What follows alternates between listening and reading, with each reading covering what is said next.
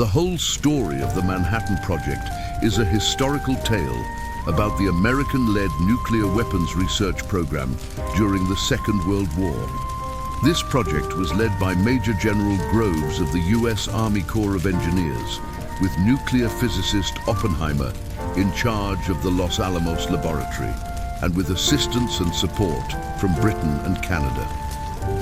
The name of the Manhattan Project came from the Army's habit of naming projects after their headquarters location, and the Army part of the project was based in Manhattan, New York. The origin of the Manhattan Project can be traced back to 1939, when some European scientists discovered the phenomenon of nuclear fission and feared that Nazi Germany might use this discovery to make devastating weapons. They warned President Roosevelt through Einstein and suggested that the US government invest in nuclear energy research.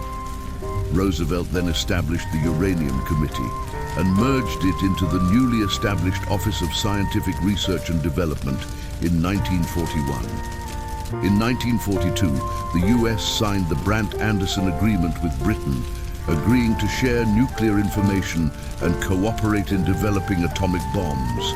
That same year, Roosevelt officially approved the atomic bomb project and handed it over to the Army Corps of Engineers. Groves was appointed as the head and began to select suitable locations for building factories and laboratories.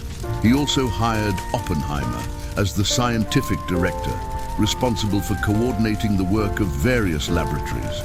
The Manhattan Project faced many technical and material challenges, such as how to separate and enrich uranium-235 and plutonium, how to design and manufacture reliable and effective atomic bombs, how to collect and analyze nuclear intelligence from Germany and Japan, etc.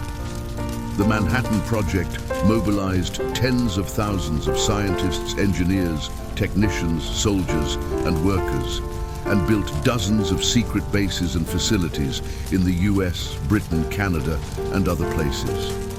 The Manhattan Project was also a huge expenditure project, costing about $2 billion, equivalent to $25.4 billion in 2020.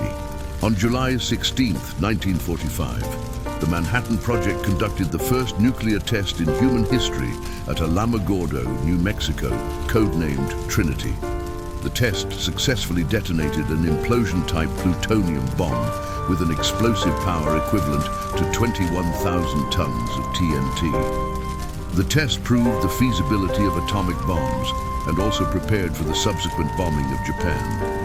On August 6, 1945, the US Air Force sent a B-29 bomber to Japan, dropping a gun-type uranium bomb codenamed Little Boy, targeting Hiroshima.